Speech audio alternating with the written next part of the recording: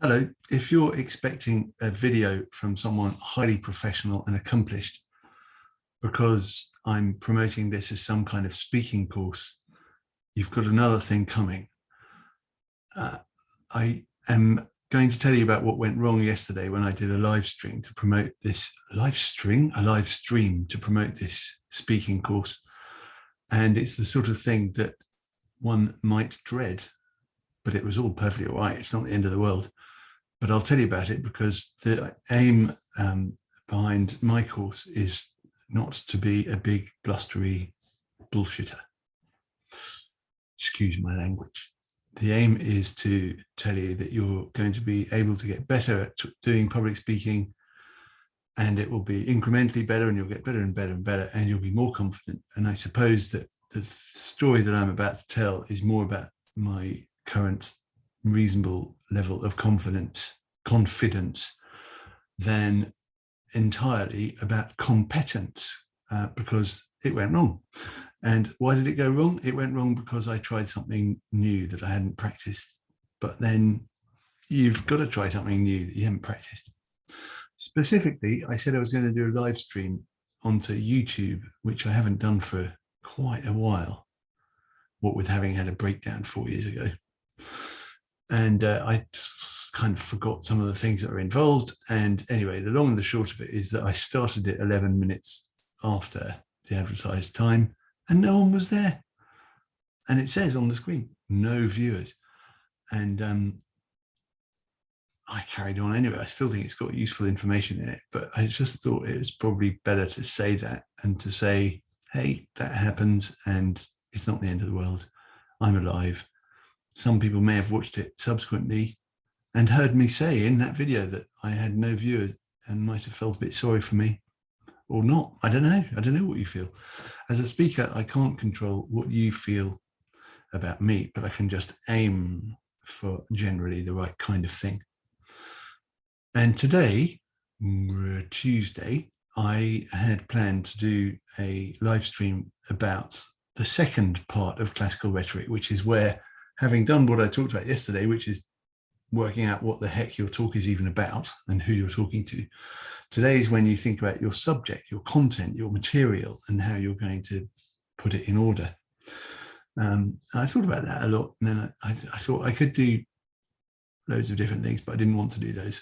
In the end, what I thought would be more interesting would be just to show you behind the scenes of this online and live course that I do, because you might want to know what it looks like behind the scenes. So I'm going to do that. I have to screen share now. Here we go. Okay, screen share. So, is it letting me screen share yet? That's one of the reasons it went wrong yesterday. I had a new computer and a new iPhone. It's all too complicated. Anyway, so on my website, I've got this page, which is a sort of a welcoming you to come along and do the course, whether you're someone who knows about me or not. And I'm just going to do that thing, which I suppose that lots of people think you're not meant to do, which is just read something. Yeah, ideally, maybe you'd know it all off by heart, and that'd be wonderful. But actually, if I learned all this off by heart, I'd feel like a bit of a faker. So I'd rather just say, hello, welcome. For reasons best known to you, you're here reading a page about speaking well enough. I hope it's not presumptuous to offer you this assurance. If you want to make the world a better place, you'll have more chance if you tell people. If you dread making presentations for work, you can learn to overcome that. If you dread making a speech at a private event, you can learn to overcome that. If you're self-employed, you can acquire confidence sharing your work with a wider audience. If you're a speechwriter, but rarely give speeches yourself, you can learn what your clients are going through. And if you give some kind of talks already, you can just extend your repertoire. Plus, in this age of Zoom, you can always pick up more techniques to make online engagement work for you. And then later down the page, there's someone saying he's excited about doing this course. That's someone who did it 2 years ago now. Stuff about me, waving my book around on a short video. about my book about public speaking. And then I don't want to show you that next bit. Well, the next bit is what's it worth to be a confident speaker? But before I show you that, let me jump over here. If and when you decide to sign up for this course, you'll immediately be taken to this page, a welcome page. It's password protected. But it is nothing super top secret. And even if you can see this URL, you wouldn't be able to log in anyway, as far as I know, unless you're a super clever password bypasser.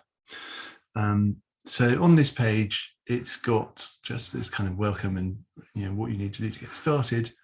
And it's got this link to the office hours. And this is why I think the course is really a good idea, is because on all of these dates, as you see, I'm going to be available for a certain time slot, Mondays and Thursdays, 12:30 until 1:30, for a whole hour to talk about whatever you want to talk about. And if you're the only one who turns up, it's a one-to-one. If you're not, you'll probably learn a heck of a lot from listening to other people. So either way, I think it's pretty good. You can do as many of them as you like in the 30-day period of this course. I will be delighted to see you. I will be there anyway. So if you don't want to come, that's fine. I'll just be there, which is here, right here at my desk, waiting for someone to come. And if no one comes, I'll leave Zoom on for the hour and probably turn it off if no one comes. But anyway, so then towards the end of this page, it says, tell me what you want. It's quite important, this bit, because if you're watching this, you must have some feeling that you want to do some public speaking, surely, or you know someone else who might want to. So I want this to be A, enjoyable for you, and B, highly effective. And it will help me if you tell me what you want to achieve. So can you put it into words? You might want to do that right now. If you're watching this video, you get a pen and paper or type into your phone or whatever. Describe what a decent outcome would be. Be as specific as possible. So I don't know what that is. I'm not even going to imagine what a decent outcome would be for you. And then describe the kind of outcome that would be spectacularly wonderful. Don't be realistic, go bonkers. This is kind of homework. And when people sign up for the course, they send me the answers to this. So that could be you. And so now I'm going to jump away again and go back to that first page and said, what is it worth to be a confident speaker? And just tell you what it was like for me, because I wasn't a speaker before. I'm a writer by background. I'm really a writer, but I do this other stuff, including writing books about being a speaker. So I'll just tell you what it was worth for me. In my own case, shifting from being just a writer to being a confident speaker meant an entirely new career with lots of opportunities. I was happy as a journalist on prestigious titles, an award-winning writer on the Financial Times magazine and the Sunday Times. But digital media made the future of journalism look a bit risky. So I wrote a book. It was called How to Change the World. I wrote a book and gave talks about it that people seemed to enjoy. Oh no, that was a different book. Anyway, shut up. I wrote a book, gave talks about it that people seemed to enjoy with laughter and solemn nods at the right moment. These talks and then workshops led to me being invited to write another book, How to Change the World, that was published in 16 languages and in turn led to me addressing crowds of up to 5,000 people on 4 continents. And this image here on the screen shows me walking onto the stage on one of them. And I feel a bit about showing that sort of thing. But anyway, it's just in case you're watching and thinking, this guy doesn't seem very slick, at least I can say, I did once walk onto a big stage and they had my name above it. As a journalist, I was used to interviewing amazing people, and now I was being interviewed by journalists. In Mexico once, to my astonishment, I was interviewed by 20 journalists together. It's a bit like that scene in Love Actually when no, forget it. It wasn't like that. It was 20 journalists. Anyway, I couldn't have imagined that any of these opportunities would come my way, and learning to speak publicly has been priceless. I didn't plan to write a book about public speaking. My agent suggested it. I hated the idea of writing a guide to fakery and manipulation. So I said, I'll write it if I can call it a modest book about how to make an adequate speech. I thought that might put him off.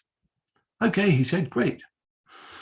Having written the book and before it was published, I created a 30-day course to teach the essentials of classic rhetoric, plus some lessons from all sorts of other things that I've done, including the journalism and training in theatrical improvisation. I kept the numbers small. I think it was between 9 and 12 people. I can't quite remember. I'm sorry. It was about that number. Kept the numbers small so that participants could get to know each other and practice new skills in a private group. Also, I wanted to be sure it would work, and it seemed to be quite a happy success. So it then says, keep reading to find out what happened. I won't suggest that you go all the way through all of this because that would take absolutely blooming hours, but it's all on my website, so you can find it if you want. Here we are. This was more recently when I've run this course in this way, which is substantially with online material like this, but then with this office hours where you can pop in. I had feedback which said, thank you so much for what has been the best course I've taken. Not only has it been invaluable in getting me to think properly about what A, public speaking means, and B, what I actually want to say, it's also inspired me with fresh ideas about what to do and where to go creatively. Hooray. Super. And what do you get? I worked out how to put these green tick things on my website, which was very satisfying because it makes it look like a proper sales page. Anyway, stuff on my website about how marvelous it is, etc., etc. The main things I've already covered. There are case studies and downloads. I'll show you those in a second. This is some more people saying that they'd enjoyed it and some more nice feedback. That's nice. Okay, so right now, the first lesson, which I touched on in yesterday's imperfect live stream, the first part of classical rhetoric is invention. It's about when you're sort of making up the point of your talk, thinking about your talk. So I'm just going to show you that sort of behind the scenes. This is what you get on the course. This is typical of the 5 parts of rhetoric. This is the first one. It's called Invention. And another of these, this is another of these password protected pages.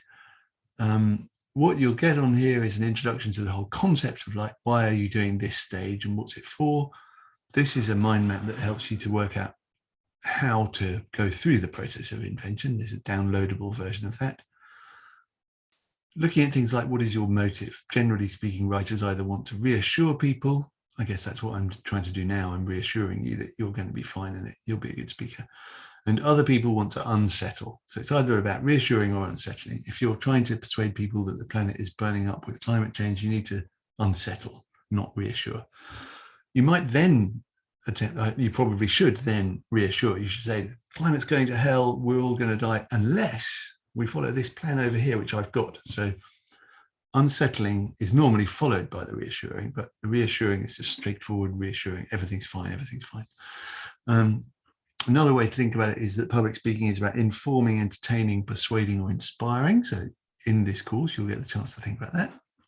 And of course, that varies from one talk to the next. So if you're talking to a certain type of people, you want to inform them a bit more. If you're talking to a certain other type of people, you want to persuade them, and it depends on what you're trying to achieve and all those sorts of things. This is why you have to think really carefully about what is every single individual talk really about. Then I talk about, well, I won't go into this, but there's some more stuff. There's an example here of me talking to someone before I did a talk somewhere. So I'm talking to her about what she wants to achieve by my session and how I sort of designed that and worked out in advance what I was going to do by thinking about it in advance. Then there's an example of me coaching someone who's going to do a wedding speech. Then there are those things up there, wherever they are, that thing, for example. Downloadable stuff. You don't need a password because if you're on the course, you don't need it. So I just go like, there we go. Right, don't know what's happened there. And then a little challenge for your homework. So basically, I've shown you some of the stuff, and mercifully, I haven't had to look at my face all the time while recording this. Not that I have anything against my face. It's just a bit boring because it's the only face I ever see when I look into this, when I'm on my own, look into mirrors and things. It's a perfectly all right face. It does the job. And the reason I mention all of this is that you probably also don't particularly look at your own face. Well, unless you're the sort of person who really loves looking at your face, and I cater for you too. But anyway, the thing is, I'm promoting the heck out of this course in my slightly ineffectual way, or maybe effectual, but perhaps eccentric, anyway, it's up to you. You judge. In my own way, I'm promoting the course this week.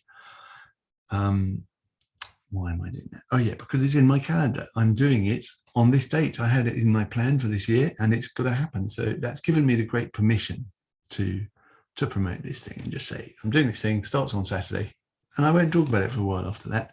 I'm going to be doing some other speaking courses at other times, I am sure, a bit like this, which you might be able to join. I'm actually doing a corporate one just tomorrow, the first of a two-parter. That's nice. So, and I mentioned these things because it feels really nice to me to be able to offer this course, to run this course, to help people who want to speak. But I'm really happy that it's not the be-all and end-all of my income. The corporate things pay a lot more. I want to help people, so I'm not doing this desperately, which is why I can afford to do this maybe slightly wonky marketing. Now, if you're thinking that it's not very polished, maybe that's just my way of doing it. I know that other people want to go to someone who is a lot more polished, but I suspect that some people are happy with someone who isn't too polished. I think there's room for us all. And that, again, applies to you. So whatever your own particular style, I hope I will be able to help you to develop that style. I'm not going to encourage you to be like me. I'm going to encourage you to be more like you and to say what you really want to say. That's all for now. This has not been a live stream. It has been a recording. Bye.